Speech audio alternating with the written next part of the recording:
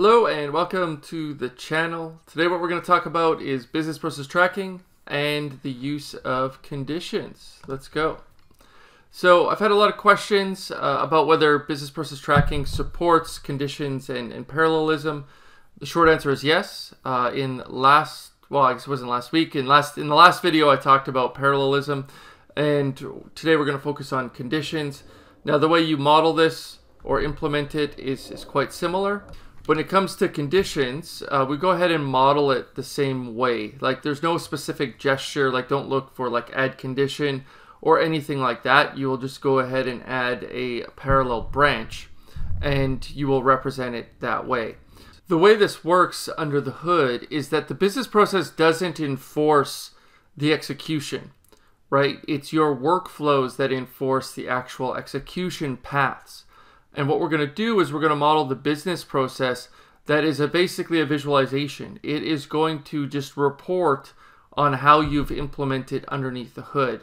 And that's what's going to allow us to build a business process that includes conditions very much the same way that we would do so with parallel branches. So once again, if you're watching this video and you're using business process tracking, then feel free to go ahead and fill out this particular form. Just a way to collect some feedback and also the opportunity to connect. I'm happy to go ahead and set up a meeting with you and we can discuss your feedback in more detail. So aka.ms/bpt-feedback. I'll put that link in the description as well. All right, so this is the use case, and shout out to a colleague of mine who had brought this forward. And he had some questions about BPMN, so business process modeling notation. And, you know, the intent of business process tracking, at least not at this point, like we're not claiming to be a BPMN, compliant solution, but there's certainly some parallels here that we need to make sure we support. And so I'm definitely interested if you are looking for direct BPMN support.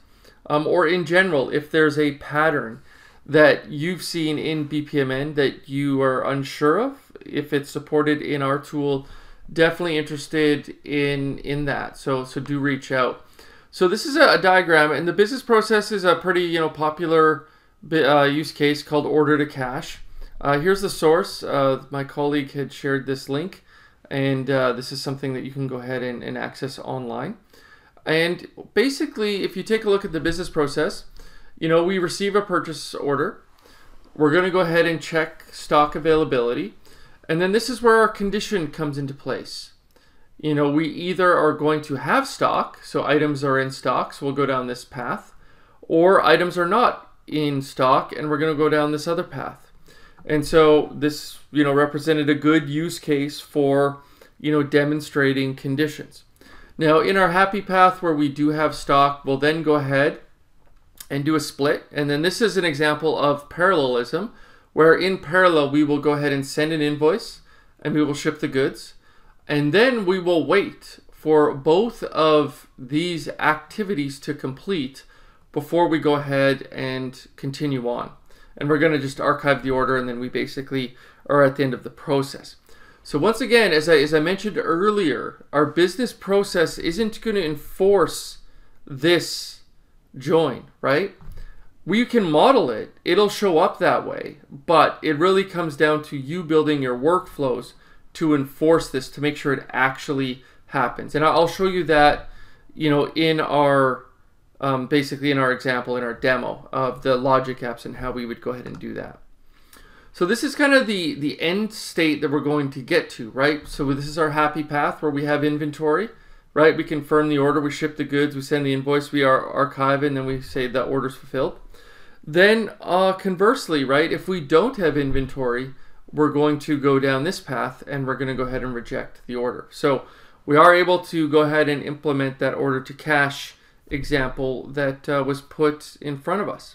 So let's go ahead, let's flip over to the Azure portal and let's sort of see how I was able to solve this. All right, so let's take a look at our space, our integration environment. Used to be called space. Old habits die hard. So here I've got an integration environment called Fourth Coffee. our scenario is around a manufacturer of coffee, and basically they receive orders and they try to fulfill those orders, and there's different SKUs of coffee that they want to sell to their customers and then be able to sort of naturally ship them. So our fictitious company here is called Fourth Coffee, and inside of this Fourth Coffee we're in a dev environment, and we've got an application here called Fourth Coffee Order to Cash. Let's take a look at the resources here. Alright, so we've got a service bus namespace, so we've got our various queues here. So we've got like our order process queue, our confirm queue, our reject queue, and our archive queue.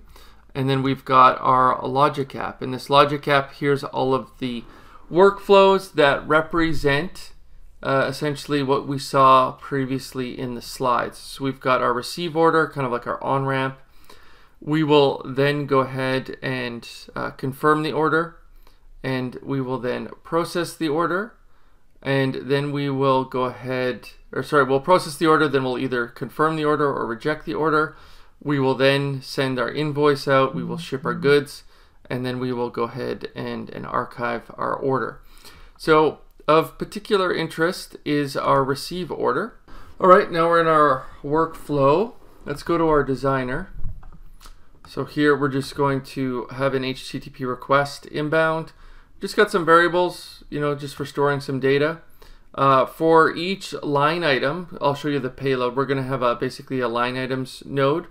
And for each of those line items, we're going to loop through and see if there's inventory. So I'm just going to reach out to Dataverse. I've got a table here called coffee inventories. I'm going to pass in a product ID and then just check to see if we've got inventory. So in this case, what we're going to do is just to keep it simple.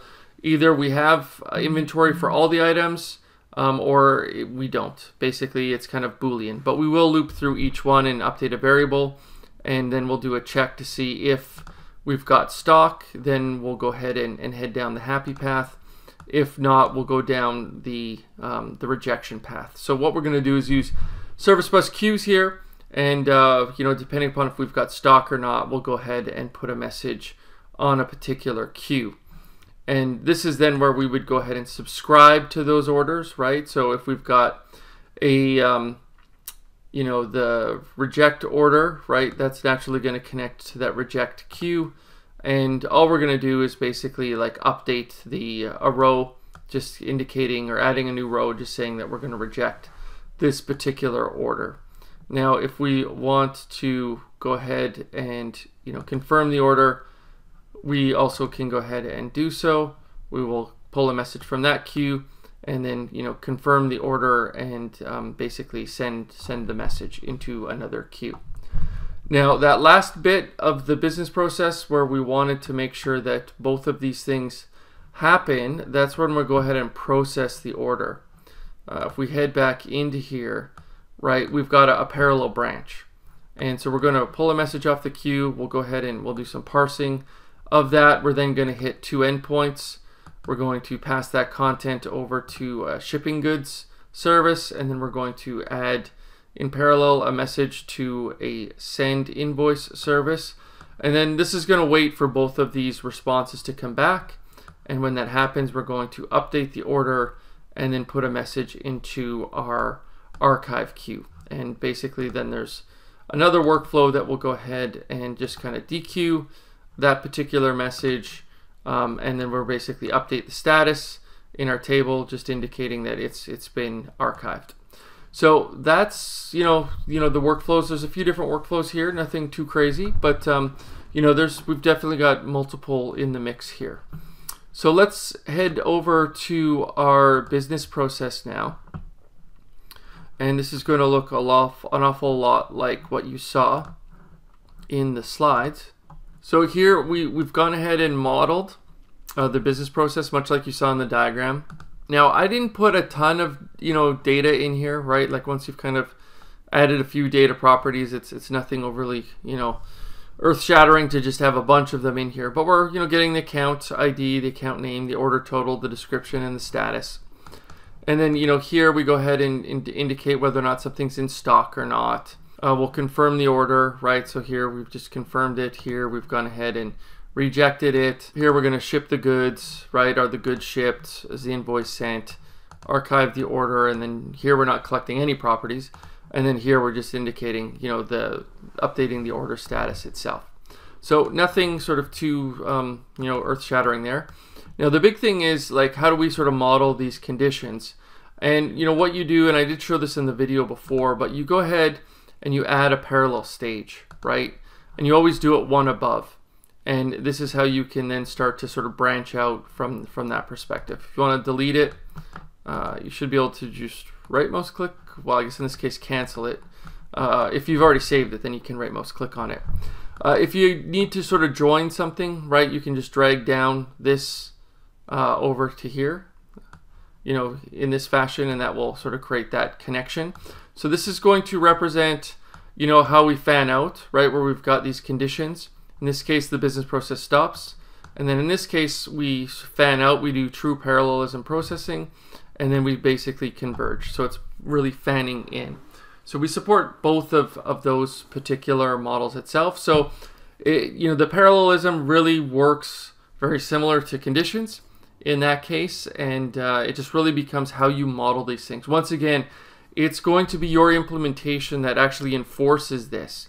The business process itself can't enforce it. So you do need to sort of marry up your business process with the technical implementation as well. So let's go ahead, let's run a couple scenarios through.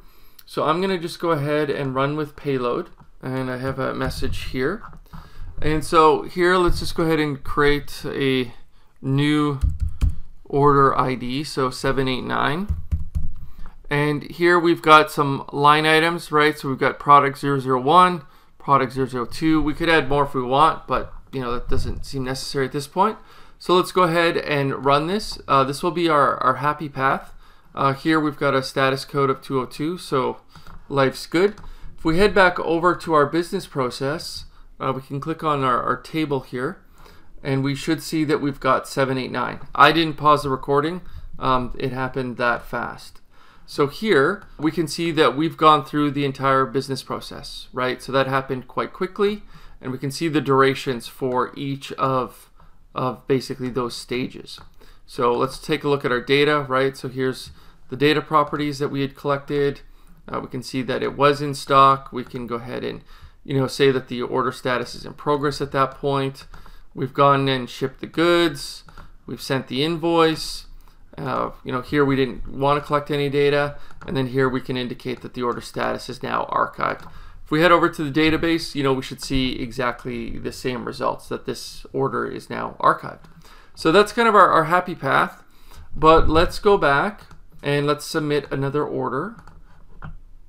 Okay, so let's paste in this payload again. So we'll do 456 instead. And here, I do know that inside of my table where I'm storing the inventories, I have, I think it's 10,000 quantities currently in stock. So here we're going to put a really big number. And what this should result in is a situation where we reject the order because we don't have enough stock to do that. So once again, let's head back over here. Without even refreshing, it's already up there. So let's go ahead and click into it. And here we can see that we've got our purchase order and we've got our availability, and it's false. And we've gone ahead and rejected the order, and here's the order status. So that is an example of how you can go ahead and model your business process to deal with conditions. So all in all, it's pretty flexible. And yeah, I hope you found this useful. So thanks again for checking this out. We'll talk to you soon.